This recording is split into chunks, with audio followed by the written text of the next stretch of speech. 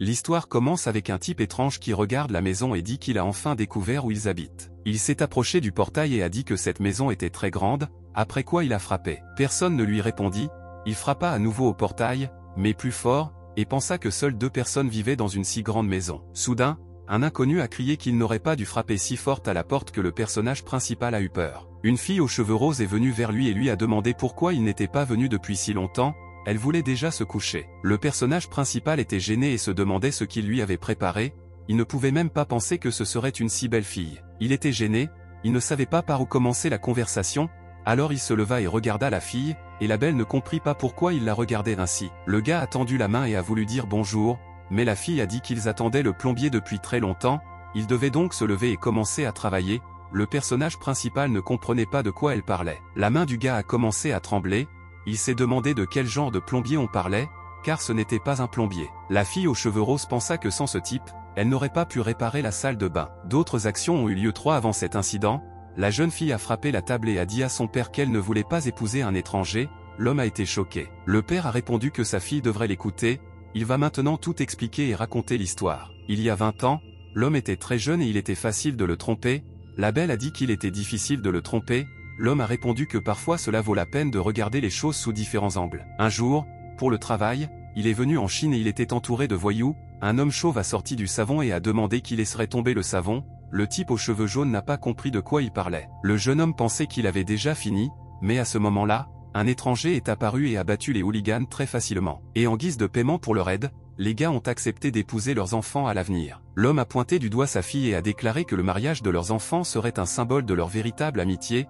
La jeune fille a été choquée. La belle a demandé que l'homme puisse tout promettre. Mais pourquoi a-t-il choisi cela? Le père a répondu que c'était une coutume qui lui avait été transmise par ses ancêtres. La jeune fille a claqué ses mains sur la table, s'est levée et a demandé quels étaient les autres ancêtres et coutumes. Ce mariage est une erreur courante. Le père a regardé sa fille, après quoi il a commencé à s'enfuir et a dit qu'il les quitterait pendant un moment, qu'il le laisserait divertir Yuan Kujia, qu'il avait un besoin urgent de faire des affaires. La fille aux cheveux roses tomba à genoux et était très en colère contre son père, elle toucha le sol pour se calmer un peu. Elle pensait que lorsque son fiancé viendrait, il aurait définitivement fini. La jeune fille voulait se débarrasser de lui le plus vite possible. D'autres actions se déroulent au présent, la fille s'est approchée du pilier et l'a frappé avec son poing, le gars a eu peur. Yuan Kuzia se demandait ce qui n'allait pas avec cette fille, car elle lui semblait complètement ordinaire dès le début. La fille aux cheveux roses a regardé le personnage principal et lui a demandé pourquoi il restait immobile, il n'allait pas réparer la salle de bain. Le jeune homme a regardé les seins de la jeune fille et il était un peu gêné. Le personnage principal pensait que la belle était en bonne forme. La fille s'est mise en colère et Yuan Kuzia a souri et a dit que maintenant il ferait tout, il lui suffit d'attendre un peu. La belle a regardé le mec et a pensé qu'il regardait ses seins, alors elle a conclu qu'il était un vrai pervers. Lorsque le personnage principal est entré dans la maison, il a vu une salle de bain dans laquelle l'eau coulait du robinet, le gars ne savait pas quoi faire. Une fille s'est approchée de lui et lui a demandé pourquoi il regardait la baignoire et ne la rénovait pas. Le gars était un peu inquiet. Il a commencé à marcher vers la salle de bain et s'est demandé si ce n'était pas pour cela que le gars était venu ici. Yuan Kuzia se demandait ce que la belle pensait d'elle-même. Le gars s'est approché de la baignoire et a commencé à serrer la vis du robinet, après quoi l'eau a cessé de couler. Le personnage principal pensait que ce n'était pas un problème, la vis du robinet venait juste d'être dévissée, donc elle fuyait. La fille aux cheveux roses a commencé à s'approcher du gars et lui a demandé qu'il avait déjà réparé la salle de bain. Yuan Kuzia s'est retourné et lui a dit de ne pas rester ici, mais plutôt de s'écarter, car le robinet pourrait se briser et lui éclabousser de l'eau. La jeune fille s'est penchée et a répondu qu'elle voulait juste aider, après quoi elle a remis la clé au personnage principal. Le jeune homme a pris la clé dans ses mains et s'est demandé à quel point il avait fait une mauvaise impression sur la belle, mais maintenant ce n'est pas si mal. Lorsque Yuan Kuzia a commencé à serrer davantage la vis, la clé s'est détachée, il a été choqué et n'a pas compris quoi faire. Après cela, le robinet s'est cassé et a commencé à verser de l'eau dessus.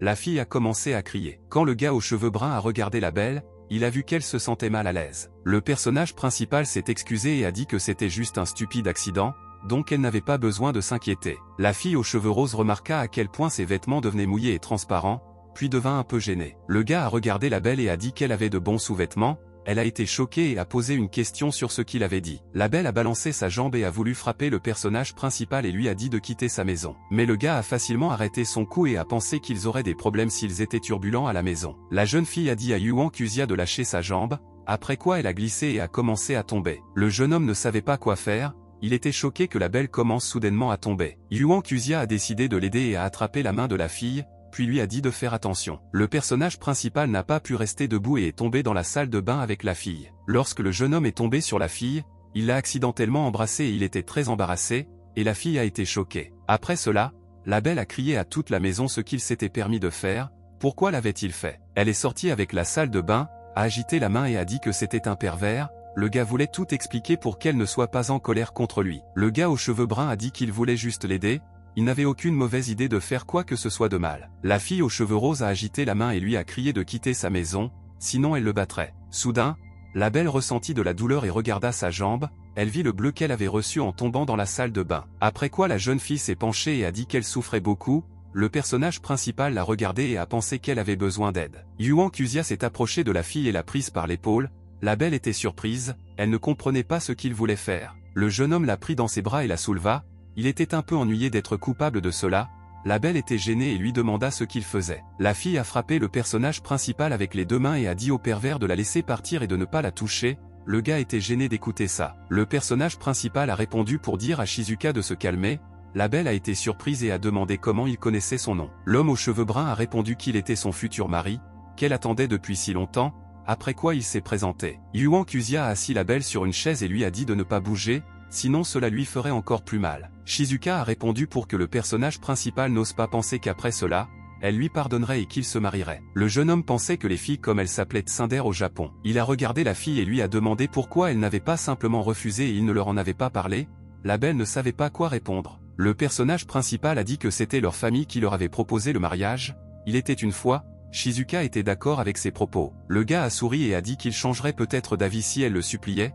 La fille aux cheveux roses a posé une question selon laquelle il était complètement fou. Yuan Kuzia a écarté les mains et a répondu qu'elle s'était trompée.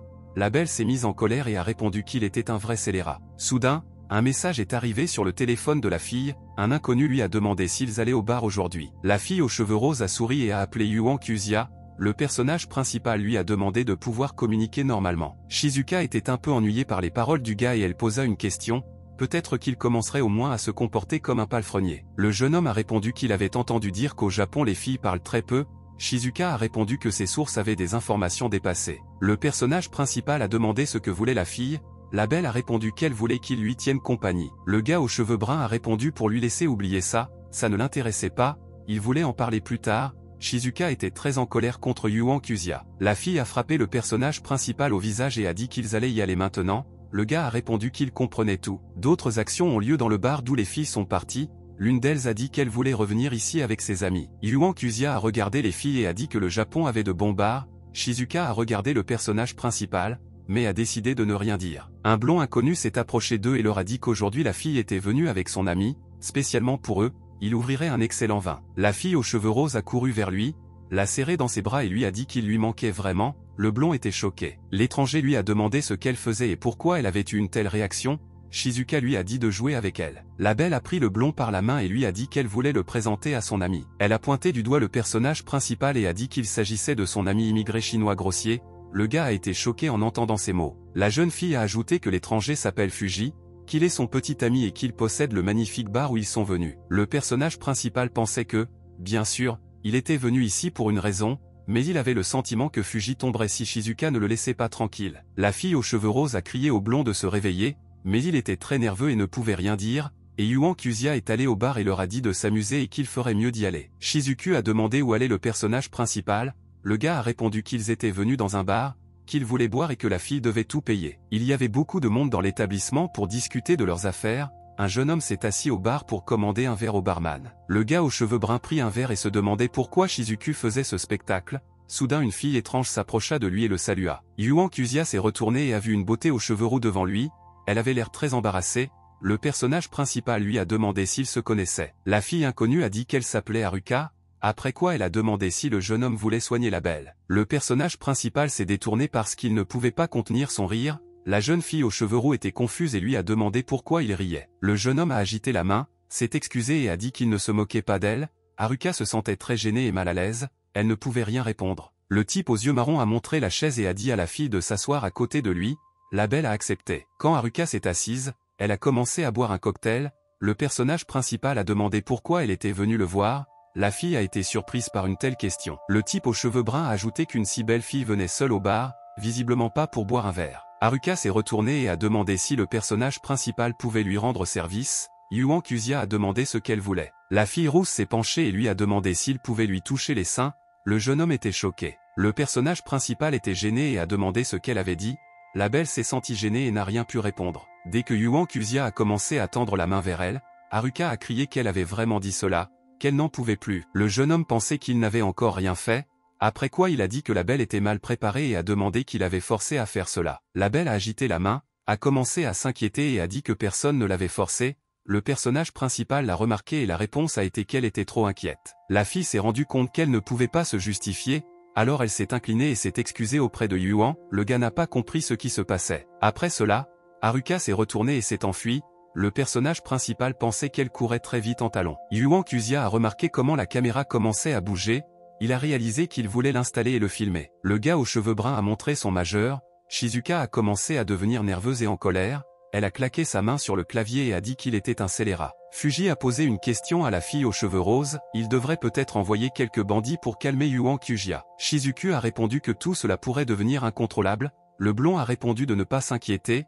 Il lui donnerait seulement des indices. Le propriétaire du bar a dit à son subordonné d'appeler Taishima. L'étranger s'est incliné et a accepté. Le gars aux yeux jaunes a ajouté que ces gens lui coûtaient beaucoup d'argent, qu'il était temps pour Silence de remplir son rôle. À ce moment-là, le personnage principal était assis au bar et a dit au barman qu'il voulait prendre un verre de plus. Le barman a apporté un verre d'alcool et a répondu que le gars était assez résistant à l'alcool. Yuan Kuzia a déclaré qu'il buvait des boissons alcoolisées plus fortes à la maison. Soudain, des voyous sont arrivés et ont effrayé les gens. L'un d'eux a dit qu'ils allaient maintenant retrouver le type dont on leur avait parlé. Un gars aux cheveux blonds a posé une question, laquelle de toutes les personnes présentes dans cet établissement est Yuan Kuzia. L'intimidateur a pointé du doigt le personnage principal et lui a demandé si c'était la personne qu'il recherchait. Le jeune homme a répondu pourquoi ils avaient besoin de lui. L'étranger a attrapé le gars aux cheveux bruns et lui a dit qu'il était trop arrogant. Leur patron leur a dit de le traîner jusqu'à lui. Le personnage principal a saisi la main de l'intimidateur et lui a demandé ce que cela signifiait qu'il pensait pouvoir le traîner jusqu'à leur patron. Le jeune homme a lâché la main de l'inconnu et a ajouté qu'il n'allait nulle part. Le voyou était choqué qu'il se comporte ainsi. Yuan Kuzia a souri et a dit qu'il y avait eu une erreur, alors ils devraient aller là où ils allaient. Le tyran blond a crié, si le personnage principal ne veut pas y aller lui-même, alors ils le forceront. Le scélérat a ordonné à ses subordonnés de battre Yuan Kuzia et de le traîner jusqu'au patron.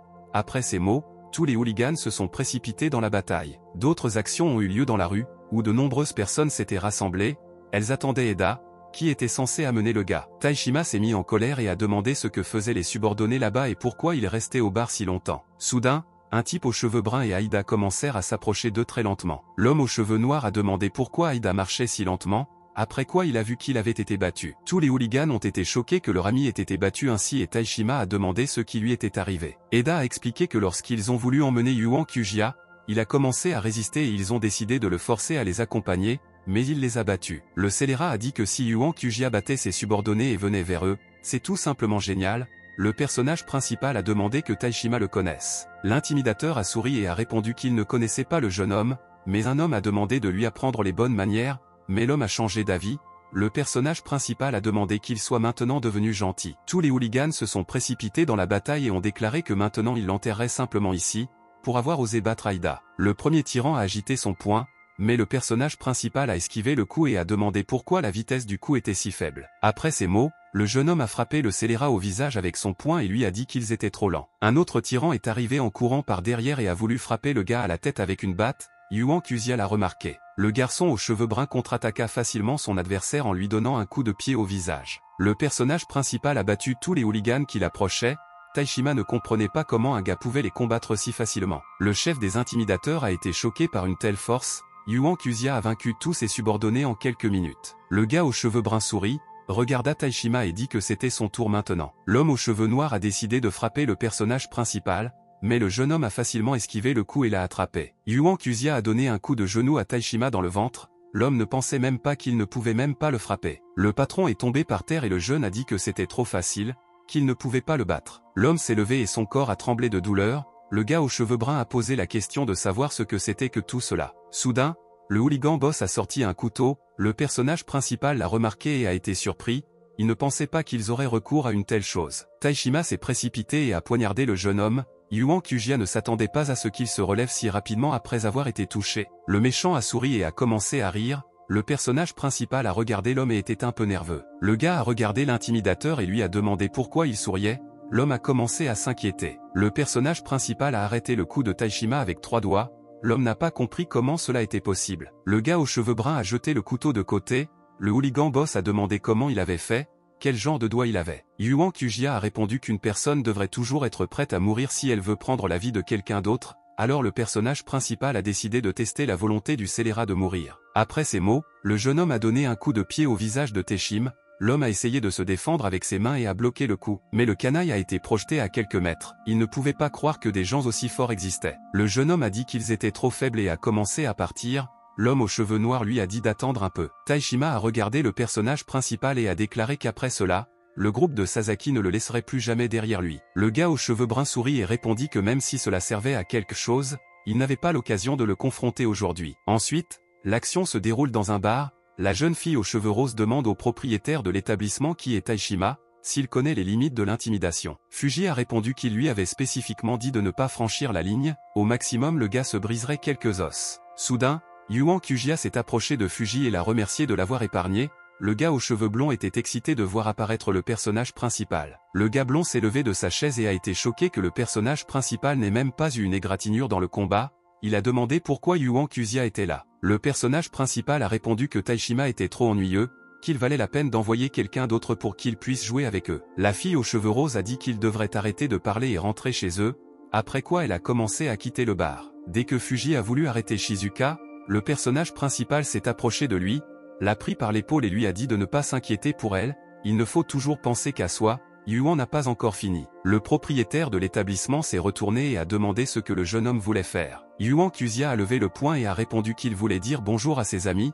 Le blond a également décidé de frapper le personnage principal et a dit qu'il n'était pas un faible. Ils se sont frappés et l'homme a pensé que maintenant il comprenait tout, comment ce type avait pu vaincre Taishima. Fuji a commencé à s'inquiéter, a souri et a dit, ce qui signifie que Yuan Kujia connaît certaines techniques. Le personnage principal a redirigé le coup du blond et l'a pris par le coude. Après cela, Yuan Kujia a jeté le propriétaire de l'établissement sur le dos et l'a jeté au sol. Le gars aux cheveux bruns frappa sa main sur le sol aussi fort qu'il le pouvait et la cassa pour effrayer Fuji. Yuan Kujia a dit au blond de se souvenir de ce coup car aujourd'hui il l'a raté, ce qui arrive très rarement. Le propriétaire de l'établissement était très en colère contre le jeune homme et pensait qu'il se souviendrait encore de tout cela. Ensuite, le personnage principal et Shizuku sont arrivés chez eux en voiture et se sont garés près de la maison. La fille aux cheveux roses était très déçue et en colère, elle a claqué très fort la porte, ce qui a effrayé le personnage principal. La belle est allée ouvrir les portes, mais le personnage principal n'a pas compris ce qu'il aurait dû faire à son avis. Lorsque la jeune fille a sorti la clé et a voulu ouvrir les portes, le jeune homme a remarqué quelque chose d'étrange. Yuan Kujia a attrapé la main de la belle et lui a dit d'attendre un peu et de l'écouter. Shizuku a poussé le gars et lui a agité la main, après quoi elle lui a demandé ce qu'il avait besoin d'elle. Le personnage principal a expliqué qu'il y avait quelqu'un dans la cour. La fille l'a regardé et a été choquée, puis a demandé si c'était le gars qui parlait d'eux, a confirmé Yuan Kujia. Il y avait 3 personnes assises près de la clôture, se couvrant de papier imitant leur environnement. La belle a posé la question selon laquelle le jeune homme les pensait dangereux.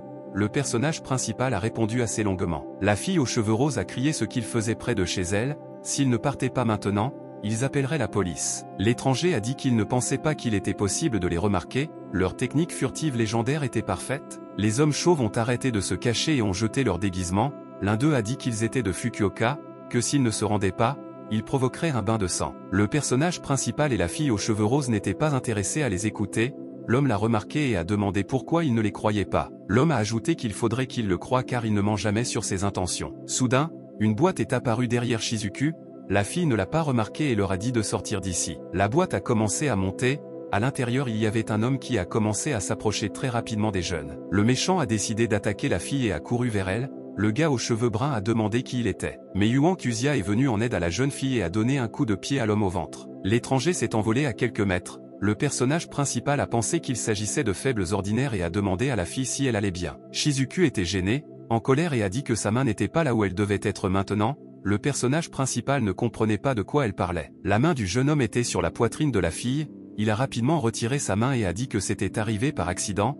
La belle a dit qu'il n'était qu'un salaud. Après cela, la fille a frappé le personnage principal au visage et a dit qu'il était le vrai méchant ici. Ils sont entrés dans la maison et le jeune homme a dit à la jeune fille de ne pas être si dur envers lui, car ses paroles le blessaient. Ensuite, le personnage principal s'est assis, a sorti son téléphone et a décidé d'appeler son beau-père pour l'informer de la journée. Lorsque le beau-père a répondu au téléphone, le jeune homme a dit que c'était une journée très stupide, l'homme a souri et a dit qu'il avait un super gendre. Le personnage principal a répondu que l'homme ne devrait pas faire semblant, que le contrat a été annulé et qu'il devrait donc en informer le père de l'homme. L'homme a dit que Yuan Kujia est maintenant comme un fils pour lui, donc c'est lui qui a Shizuku maintenant, le gars devrait s'occuper d'elle. Le père de Shizuku a ajouté qu'il avait des affaires maintenant, mais qu'il reviendrait bientôt et qu'il déciderait de tout, il devait donc rester avec eux. Le beau-père a déclaré que sa fille lui avait dit qu'ils avaient été attaqués aujourd'hui, le personnage principal a répondu qu'ils étaient des voleurs très faibles. L'homme aux cheveux blancs a dit que c'était uniquement grâce au jeune homme que tout allait bien, alors il voulait que Yuan Kujia continue de protéger sa fille pendant son absence. Juste au moment où le gars voulait s'y opposer,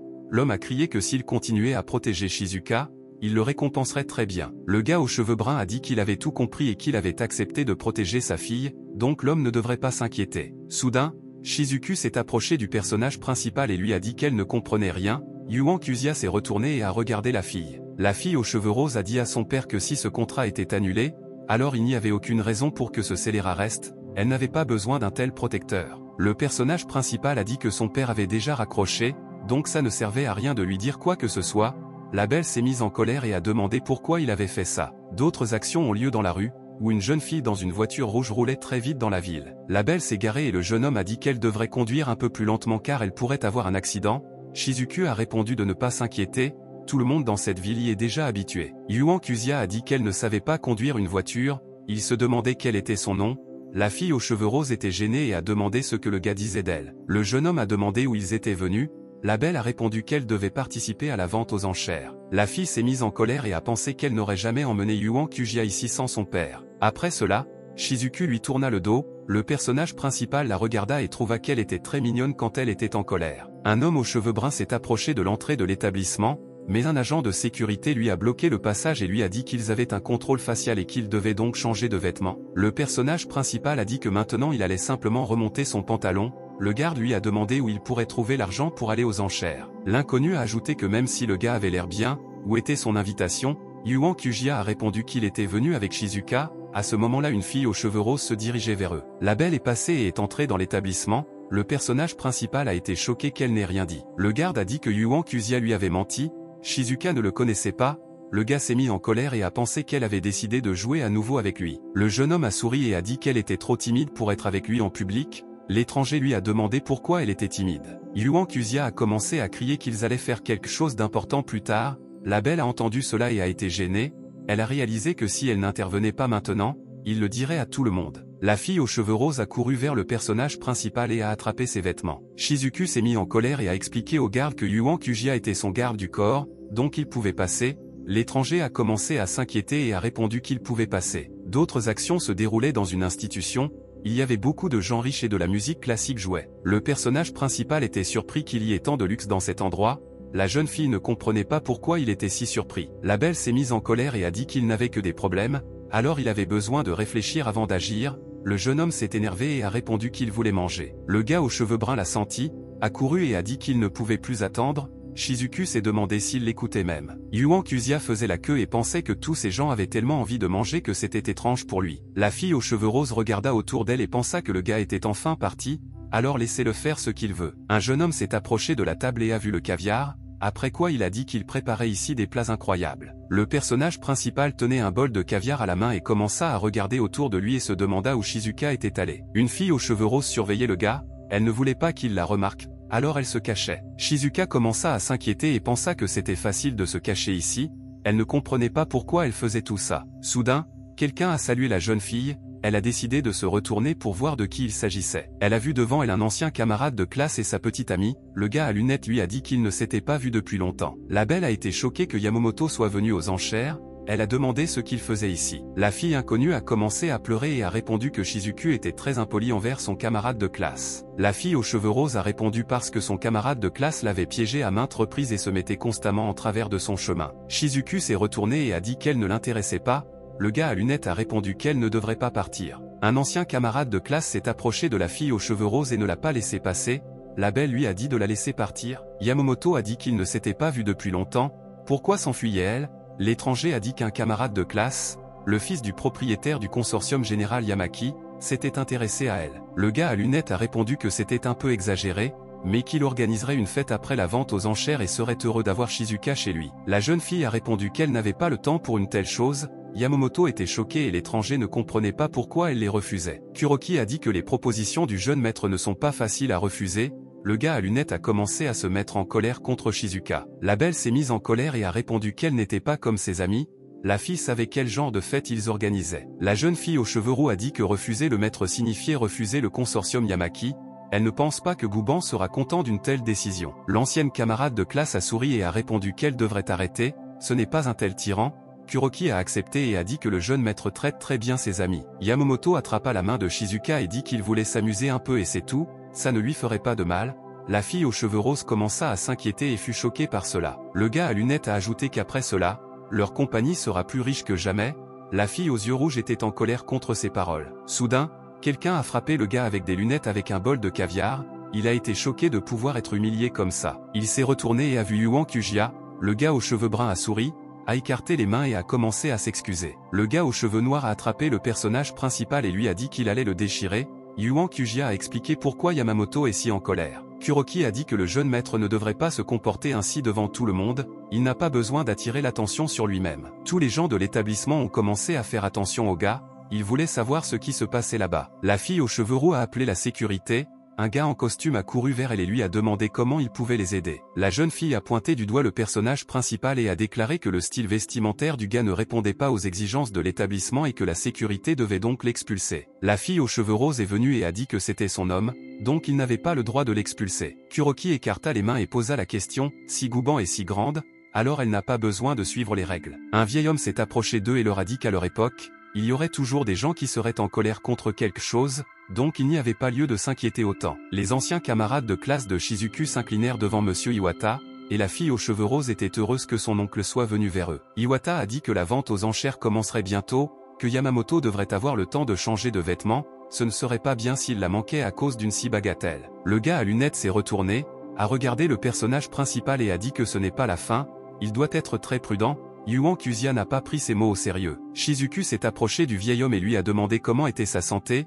Iwata a répondu qu'il allait bien et l'ancien camarade de classe de la fille a commencé à partir avec Kuroki. Le personnage principal s'est retourné et a dit qu'il devait compenser sa tristesse avec une assiette de caviar, mais tout à coup, le vieil homme a attrapé le gars par la main et lui a répondu qu'il devait attendre un peu. Le jeune homme a souri et a accepté, mais la belle n'a pas compris pourquoi son oncle a arrêté le personnage principal. Le vieil homme s'est retourné et a dit à Shizuku de ne pas s'inquiéter, il ne volerait pas son fiancé, et à ces mots, Yuan Kuzia a commencé à rire. La fille aux cheveux roses était gênée et a répondu que le personnage principal n'était même pas son petit ami, donc il n'avait pas besoin de le dire. L'oncle a dit que le jeune homme devait l'accompagner, Shizuku voulait les arrêter, mais elle était très excitée, donc elle ne pouvait pas le faire. Après cela, la jeune fille a commencé à agiter ses bras et à crier pourquoi le vieil homme ne l'écoutait jamais complètement. Ensuite, les actions se déroulent dans la salle où se déroulera la vente aux enchères. Les gens ont commencé à prendre place. La belle s'assit sur son siège, regarda ce qui serait mis aux enchères et se demanda si son père aimait vraiment ces choses. Quand elle a vu la photo,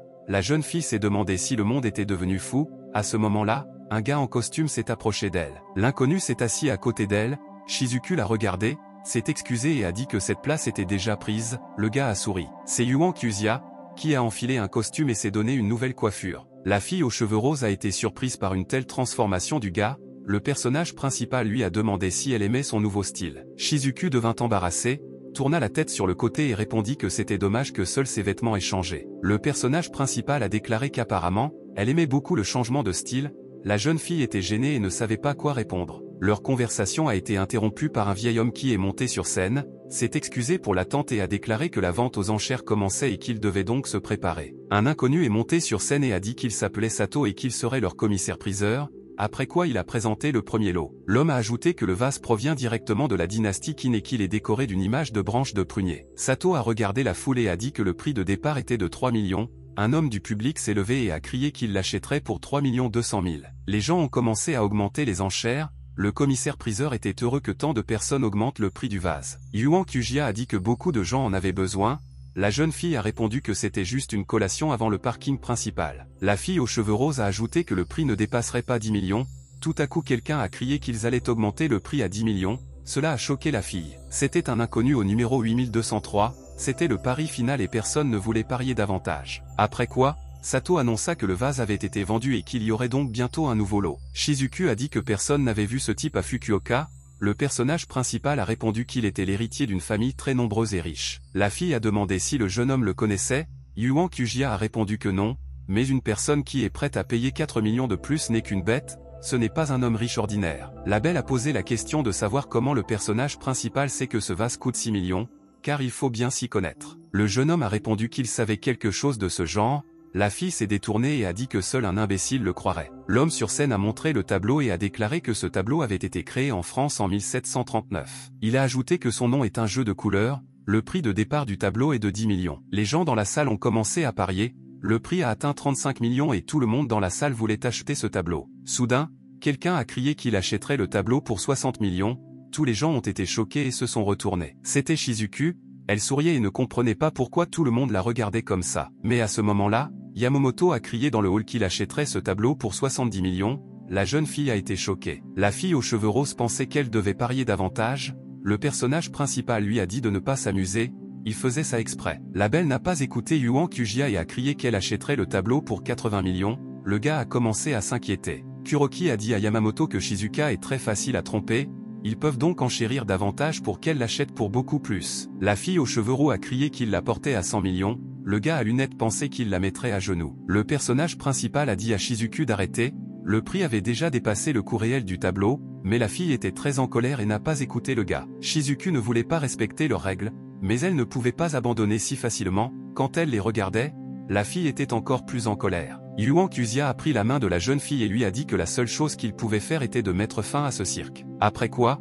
il leva la main de la jeune fille et cria que leur pari était de 150 millions. Le gars à lunettes se retourna, commença à s'inquiéter et se demanda quel genre de gars était Shizuka, il lui rappelait quelqu'un. Kuroki a dit que cela aurait dû être Yuan Kujia. Quand Yamamoto a entendu cela, il a été surpris et a pensé que tôt ou tard il l'atteindrait. La fille aux cheveux roses a crié que le personnage principal était fou, pourquoi a-t-il fait un si gros pari? Le jeune homme a répondu qu'elle ne devrait pas s'inquiéter, ce n'était qu'un jeu. Le personnage principal a regardé Yamamoto et a posé la question qu'il jouait simplement avec eux.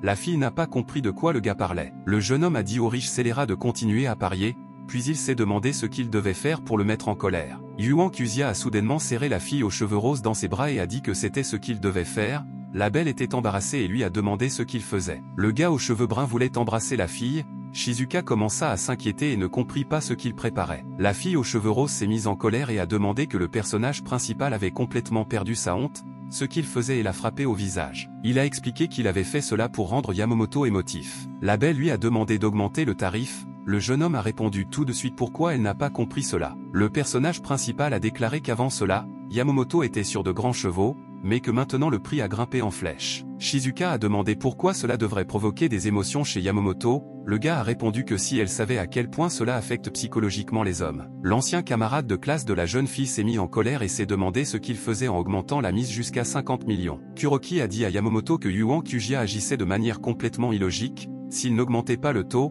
alors le personnage principal et Shizuka paieraient simplement les 50 millions supplémentaires. La fille aux cheveux roses a dit au jeune homme que même dans cet état, il n'augmenterait pas le prix. Le gars aux cheveux bruns a répondu qu'il fallait faire autre chose. Yuan Kujia a attrapé la taille de la fille, la belle a été surprise qu'il ait recommencé à faire des choses étranges. Après cela, le personnage principal a crié que Yamamoto était un pauvre canaille, comment ose-t-il déranger Shizu? Le gars aux cheveux bruns a assis la belle sur ses genoux et a dit qu'il aimait tellement la fille aux cheveux roses qu'il lui procurerait ce tableau juste pour elle par tous les moyens. Shizuka a commencé à féliciter le personnage principal et lui a dit de ne pas la laisser tomber. Yamamoto se retourna et regarda le jeune homme et la jeune fille, ces mots le mettaient très en colère, il voulait les écraser. Le personnage principal a montré son majeur et a dit qu'il n'obtiendrait rien. Shizuka a commencé à devenir un peu nerveuse. L'ancien camarade de classe a déclaré que si Yuan Kujia était prêt à faire n'importe quoi pour elle, alors il briserait ses espoirs et ses efforts, puis a augmenté le pari à 200 millions. Kuroki a été choqué. Le jeune homme était ravi et a déclaré qu'il avait dit que cet homme tomberait dans le piège de leur provocation. La fille aux cheveux roses s'est mise en colère, a frappé Yuan Kujia et lui a demandé pourquoi elle était toujours sur ses genoux. Le type aux cheveux bruns sourit et dit que Yamamoto avait fait un bon pari, il espère que le canaille sera content de cette œuvre d'art inestimable. Yamamoto s'est levé de sa chaise et a dit qu'il allait maintenant s'occuper du personnage principal, mais il a été arrêté par une fille aux cheveux roux. Kuroki a dit qu'il n'était pas nécessaire de faire cela maintenant, qu'ils auraient encore le temps de se venger, qu'il devait être plus retenu. la réputation est la plus importante. Sato a pointé sa main vers le crapaud doré et a déclaré que le lot suivant venait directement de la dynastie Yan. Il a ajouté que ce crapaud doré avait été créé pour l'empereur Li Shimin et était considéré comme l'un des insignes de la dynastie Yan. Lorsque le personnage principal a entendu cela, il est devenu pensif. L'homme moustachu a déclaré que désormais les gens pouvaient s'approcher et examiner ces antiquités. Le personnage principal s'est levé et a dit à la fille qu'il irait aussi voir. La belle a demandé quoi regarder là-bas. Les gens ont commencé à s'approcher du crapaud doré et à l'examiner pour comprendre combien il valait. Le vieil homme chauve a pris la loupe et a regardé le crapaud. Il a dit qu'il était entièrement en or, mais l'homme a objecté qu'il avait l'air bon marché. Yuan Quzia pensait que d'un côté elle avait l'air un peu trop ordinaire, mais de l'autre, le jeune homme s'est rendu compte que cela pouvait coûter très cher et a décidé de retourner chez lui. Lorsque le gars aux cheveux bruns s'est assis, la fille lui a demandé ce qu'il avait vu. Il y avait quelque chose d'intéressant chez elle. Le personnage principal a répondu qu'elle était très chère. La belle a dit que s'il ne veut pas parler, qu'il ne le fasse pas. Le gars a posé une question, peut-être qu'il ferait un pari, a répondu la fille aux cheveux roses. Est-ce que ça sert à quelque chose? Suzia a déclaré qu'elle devrait toujours payer l'avance de l'enchère. Si le prix du marché s'avère supérieur au prix de l'enchère, alors elle sera dans le noir, et si le prix s'avère inférieur, il compensera le prix de l'enchère. Perte. Shizuka a demandé ce qui se passait dans sa tête. Le jeune homme a répondu pourquoi elle était si inquiète, parce que la fille ne perdrait absolument rien. Sato a déclaré que le prix de départ d'un crapaud doré de la dynastie Yang est de 10 millions. Le jeune homme a augmenté son numéro et a dit qu'il acceptait ce pari. Tout le monde était surpris que quelqu'un l'achète pour ce genre d'argent. La jeune fille commença à s'inquiéter et se demanda s'il s'agissait simplement d'un crapaud doré ordinaire. Que faisait-il au juste? Le personnage principal a demandé à Shizuka si elle connaissait l'histoire de ce crapaud doré.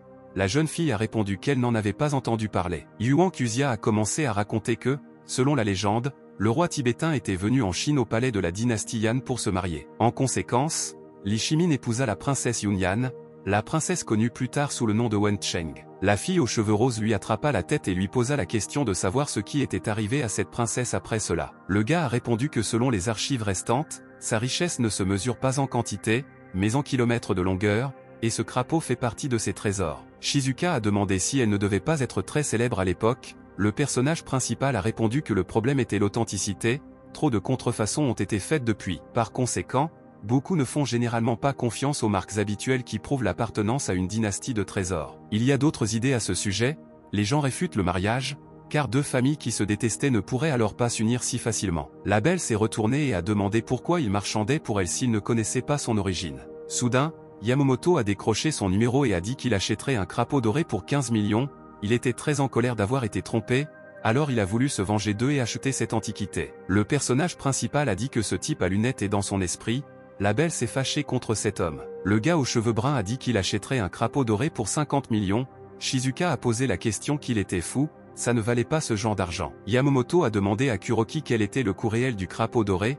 La jeune fille a sorti une tablette et a répondu qu'elle allait regarder maintenant. Kuroki a dit que le prix du crapaud doré est inférieur à 30 millions, le gars à lunettes a répondu qu'il le savait. Sato a frappé la table avec un marteau et a déclaré qu'il vendait les antiquités pour 50 millions. Soudain, le personnage principal a crié dans la salle, il voulait qu'ils attendent, tout le monde a été surpris par cela. Yuan Quzia a dit qu'il voulait faire une évaluation plus approfondie du coût. Un inconnu dans la salle a dit qu'il était fou, a interrogé le comité d'évaluation des enchères, a mis 50 millions et a pensé qu'il avait acheté une sorte de trésor. Le gars à lunettes s'est levé et a crié que c'était une ordinaire figurine en or et rien de plus. Le personnage principal a demandé à Iwata que Yamamoto ne devrait pas se soucier de ses achats et qu'il a donc le droit d'en estimer le coût. Le vieil homme aux cheveux gris a répondu que selon le droit de l'acheteur, il peut demander une réévaluation. Maintenant ils examineront le lot et annonceront le prix actuel. Yuan Quzia leur a dit de ne pas s'inquiéter, il ne discuterait pas s'il annonçait un prix inférieur. Iwata a pointé sa main vers l'homme et a dit qu'aujourd'hui ils avaient besoin de l'aide de Takanaka. Le vieil homme chauve ne voulait pas vraiment faire ça, mais il a accepté. Takanaki s'est levé et a demandé pourquoi quelqu'un comme ça apparaît chaque année, ce n'est pas un cirque. Sato a annoncé que toute personne intéressée pourrait venir observer la réévaluation. Tous les gens dans la salle se sont levés et se sont dirigés vers la table. Takanaki a dit qu'il devait commencer à réévaluer. Il a ramassé le crapaud doré et a dit qu'il s'agissait d'un ancien crapaud doré chinois de la dynastie Yan et qu'il était bien conservé. Mais le personnage principal n'a pas beaucoup de chance, il pèse très peu et le design est très simple, le prix du marché est d'environ 25 millions, Yamamoto en était content. La fille aux cheveux roses a été surprise et a déclaré qu'ils avaient payé 25 millions de trop pour ces antiquités. Le personnage principal a répondu qu'il devait se comporter calmement. Yuan Quzia a déclaré que Takanaka était bien informé sur l'histoire chinoise et les objets anciens. Le vieil homme a répondu que la flatterie n'aiderait pas à augmenter le prix. Le jeune homme a ajouté que, Malheureusement, il n'avait pas tout vérifié, alors il va tout leur montrer maintenant. Le personnage principal s'est retourné et a dit qu'il avait besoin d'une bouteille d'eau chauffée à 45 degrés. Iwata a répondu qu'il n'y avait pas de problème, dans une minute il recevrait tout ce dont il avait besoin. Takanaki a demandé ce que le gars faisait. Yuan Kuzia a répondu que maintenant il verrait tout. Le gars aux cheveux bruns a pris le crapaud doré dans ses mains et a dit que le secret serait révélé à la lumière. Il a jeté l'antiquité dans l'eau. Une inconnue a demandé que le daba doré se transforme d'une manière ou d'une autre dans l'eau tiède. À ce moment, Takanaki commença à se demander s'il y avait de l'or dans l'eau, puis il fut choqué. L'étranger a dit de regarder le crapaud, sa gueule s'ouvre et quelque chose en sort. Le jeune homme a ramassé le jade et a dit que c'était un véritable trésor. Le vieil homme chauve fut très surpris et posa la question qu'il s'agissait d'un jade ancien.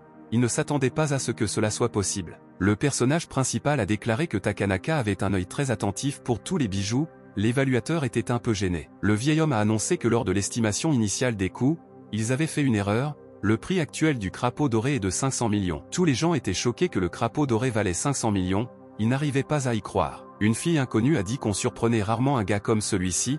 L'homme riche a répondu qu'ils étaient obligés de restituer les antiquités et de vérifier le personnage principal.